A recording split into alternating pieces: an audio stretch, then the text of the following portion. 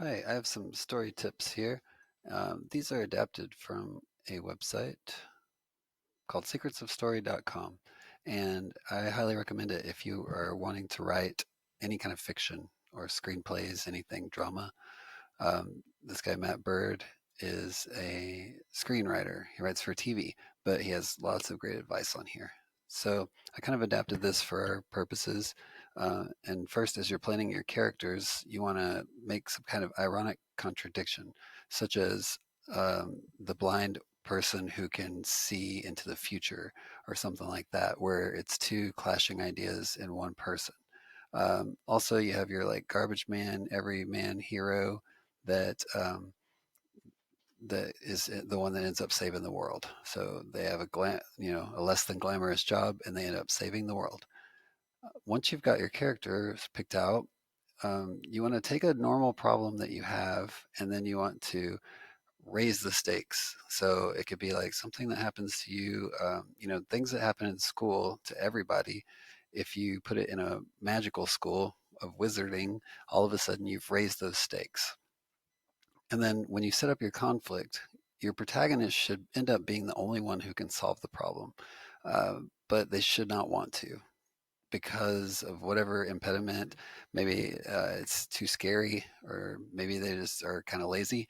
If you think about Shrek, he really did not want to go. Once you got your character, and you're specifically talking about your protagonist here, make sure that you make them human. Give them fears, anxieties, character flaws. Maybe they have past trauma. Give them something that makes them flawed, and so people can, relate to them. Uh, then force them into action. Every character should have a motivation, both your protagonist and your antagonist, and you should know what those are.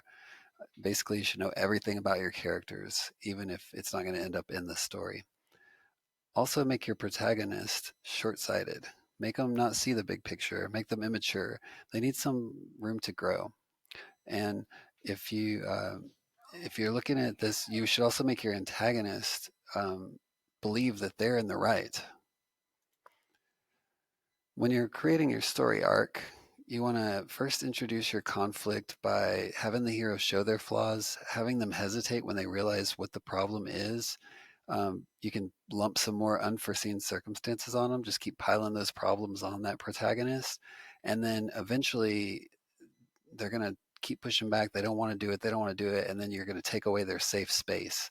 So whatever is comfortable to them, whatever world is comfortable, like Shrek, in his pond, or in his normal habitat, he is forced out to go do something because these people all showed up.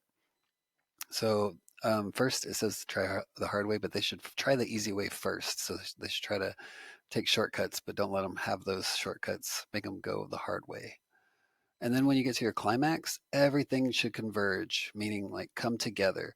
All the storylines that you've created, all the characters, the major players, bring them all together for this big, huge climax. And when it says timeline shift, this is where, right when you think the characters have, they're about to solve their problem, something shifts, and the timeline, they thought they had more time, it's all taken away from them.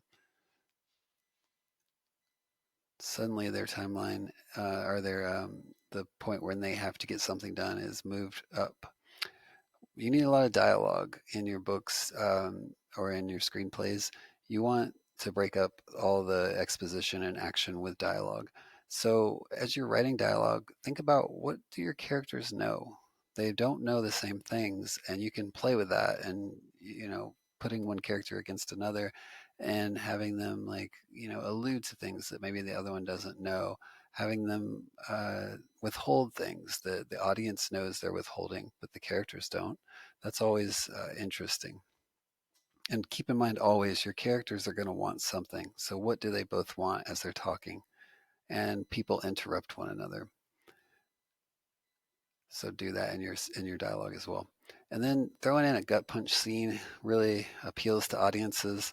Um, the classic example being like a couple, they're having like a small argument, and it's getting ramping up a little bit, but not too much. And then all of a sudden, the girl's like, "We're pregnant," and drops that information. It's like kind of a gut punch to the other character. as you're developing your theme, you want to have something interesting to say, and it's usually kind of based off of your conflict. And if you just do basic good versus evil, which is, the most basic one, the classic one, your theme can oftentimes be a little stale. It's people are going to generally side on the good side, and there's maybe not as deep of a message as you can get as if you do these other ones, good versus good, evil versus evil. Um, this would be like individuality versus communism. They're both, arguing that they want good things, so it's a good versus a good, but they clash. Um, is it better to be accepted by your community? Is it better to be yourself? Is it better for us to live in a safe society, or should we be allowed to keep our freedoms?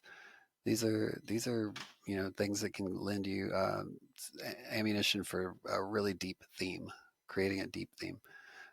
Evil versus evil is also interesting, a little harder to do. But like, in Batman, should Batman allow the Joker to live and continue killing people? Or should Batman break his moral code and kill the Joker? He knows if he puts him back in Arkham Asylum, the Joker's going to break out and go kill a bunch of people again. But that's the evil versus evil. They're both bad.